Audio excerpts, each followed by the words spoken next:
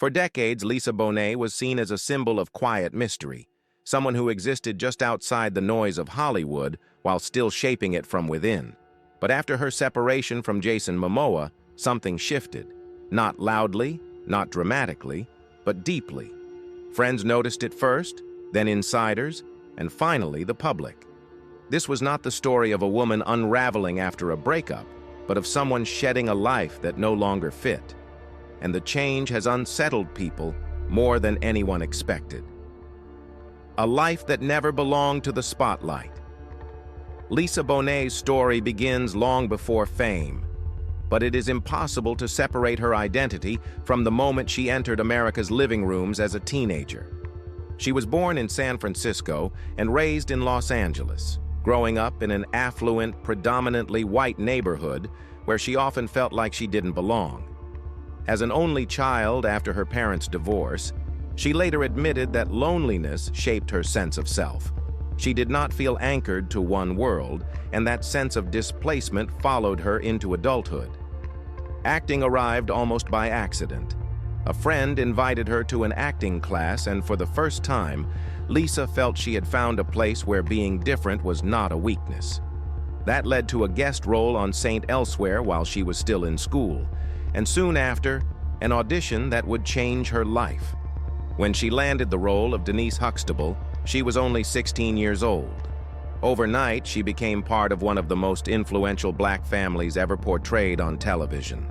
As The Cosby Show grew into a cultural phenomenon, Lisa grew up in public. The series dominated ratings for years, and Denise Huxtable became a fashion icon and a symbol of youthful confidence. Yet even as the show brought stability and success, Lisa never seemed fully comfortable with fame. Producers noticed it early. Marcy Carsey later recalled sensing that Lisa would never become anything other than herself, no matter how large the platform became. That instinct would define her entire career. While many young actors leaned into the security of television fame, Lisa quietly resisted being boxed into a single image. By the time she was legally an adult, she was already searching for ways to step outside expectations.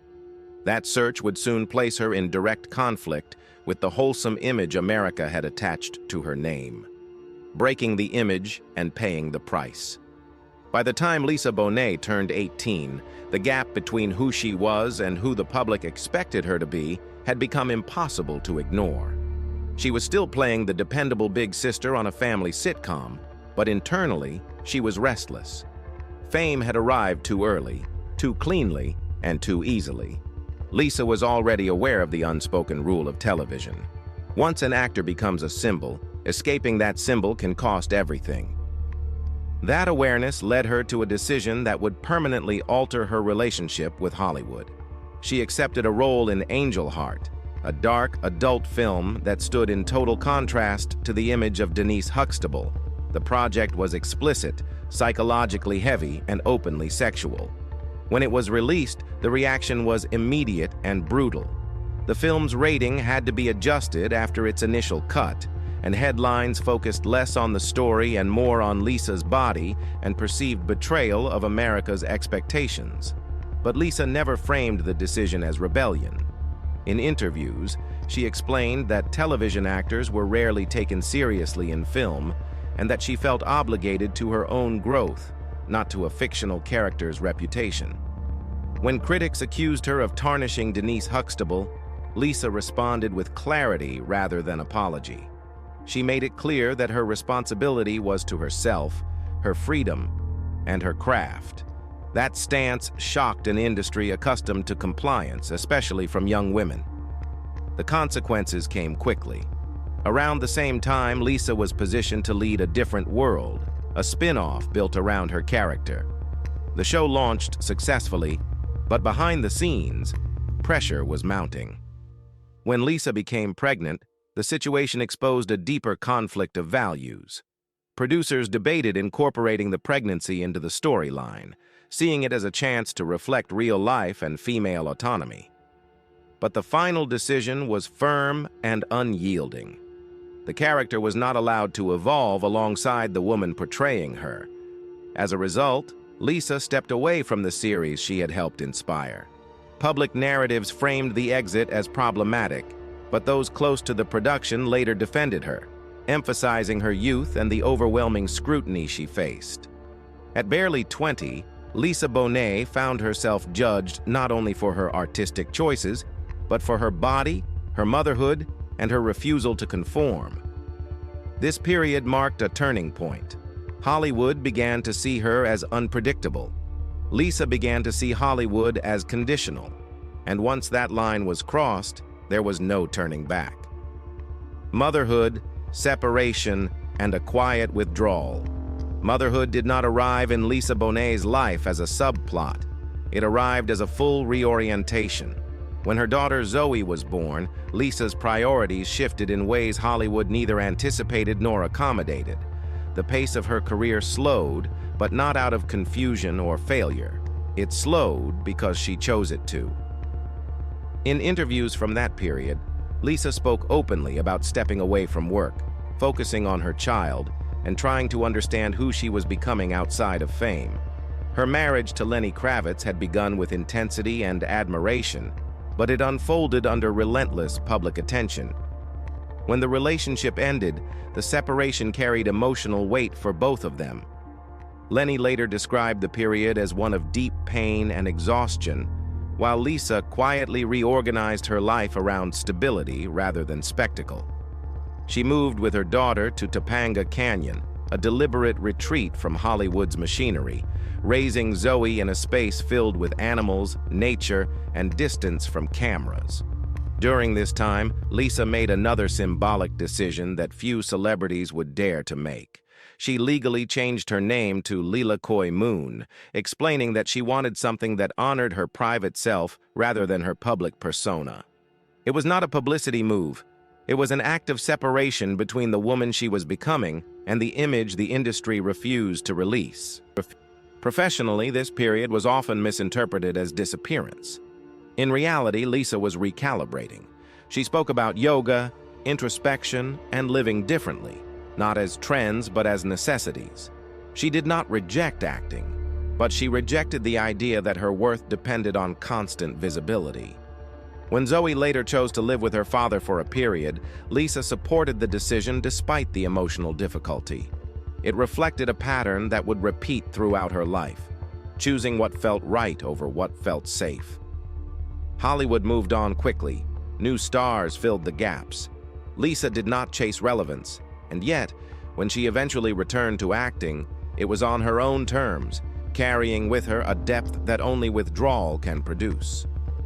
The woman who re-emerged was not the teenage icon America remembered. She was quieter, firmer, and less willing to explain herself. That restraint would define the next chapter of her life, including the love story that many believed had finally anchored her. Jason Mimoa, Love, and the Illusion of a Perfect Union. When Lisa Bonet met Jason Mimoa, it did not feel like a headline in the making. It felt private, almost accidental. They met at a jazz club in Los Angeles, long before Momoa became a global star, long before red carpets and franchise contracts reshaped his life. He was younger, unknown to most, and openly nervous around her. Lisa, by contrast, had already lived through fame, backlash, and retreat. The imbalance was not power, it was timing. Their connection grew quietly. Unlike her earlier relationships, this one unfolded away from constant media pressure. Lisa was drawn to Momoa's openness and emotional presence, and he was drawn to her steadiness. He later admitted that he had admired her since childhood, but what kept him close as an adult was not nostalgia, it was safety. Lisa had built a life grounded in home, routine, and emotional honesty, and for a time that life expanded naturally to include him. They built a blended family that many outsiders viewed as rare and enviable. Lisa and Lenny Kravitz remained close, co-parenting with mutual respect, while Momoa stepped into the dynamic without friction. Their children were raised with a sense of continuity rather than division. When Lisa spoke about her relationship during this period, she described feeling supported and protected in a way she had not before. For someone who had spent years guarding her independence, that sense of safety mattered. The marriage came later, after years together. It was understated, intentionally so. There were no public declarations about fairy tales or permanence. Instead, their language focused on growth, partnership, and shared values. From the outside, it appeared that Lisa had finally found a balance between love and autonomy. But the illusion of stability often hides slow shifts. As Momoa's career accelerated, his life began to revolve around travel, long shoots, and constant reinvention. Projects demanded months away from home. Public attention intensified. The pace that once energized him began to clash with the stillness Lisa had worked decades to cultivate. What made the separation difficult was not conflict, but divergence. Lisa did not want to chase momentum. She wanted to protect what she had already built. Over time, those differences stopped being negotiable. When they eventually separated, the decision had already been lived privately for months. The public announcement came long after the emotional work had been done. There were no accusations, no public unraveling. Instead, there was a quiet acknowledgement that the life they once shared no longer fit both of them. And for Lisa Bonet, that realization became the beginning of her most misunderstood transformation. After the separation, stillness, withdrawal, and a different kind of power. When the separation became public, many expected a familiar pattern, a reinvention tour, a visual makeover, a public statement designed to control the narrative. None of that happened. Instead, Lisa Bonet did what she had done repeatedly throughout her life. She stepped back, not in defeat, but in alignment with who she had always been when no one was watching. Court documents later revealed that the emotional separation had occurred long before the announcement. That gap mattered. It showed intention rather than impulse. While headlines framed the split as sudden, Lisa had already been living in the aftermath, quietly reshaping her days. Friends described a woman who seemed lighter, more grounded, and more deliberate. There was no scramble to replace what was lost. There was a release. She reduced her public appearances even further. Acting projects were no longer a priority. Her last credited roles dated back several years, and she showed no urgency to return. Financially, she didn't need to. Emotionally, she didn't want to. For Lisa, work had never been a measure of worth. It was a form of expression, and expression only mattered when it felt honest. What began to capture attention was not what she was doing, but how she looked while doing nothing at all. At an age when Hollywood expects visible effort, Lisa appeared unchanged, not tightened, not reshaped, simply present. Her appearance sparked speculation, but she had already answered those questions years earlier. She maintained a simple routine centered on natural skincare, minimal makeup, and consistency rather than correction. She spoke openly about using coconut oil, avoiding excess products, and letting the body exist as it is. But the real transformation wasn't physical, it was behavioral. Lisa remained absent from social media. She avoided commentary. She spent time with her children, her extended family, and her inner circle. Those close to her described days shaped by routine rather than reaction. Yoga, movement, writing, time in nature. These weren't new habits. They were the continuation of a life she had been building quietly for decades. In a culture obsessed with reinvention, Lisa Bonet's refusal to perform healing unsettled people. It challenged the idea that growth must be visible to be real. And in that refusal, she reclaimed something more powerful than relevance. The transformation that makes people uncomfortable. What unsettles Hollywood about Lisa Bonet's transformation is not mystery.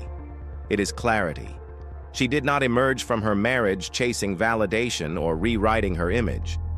She simply became more herself. That kind of outcome resists packaging. and it disrupts the narratives people rely on to make sense of women aging in public.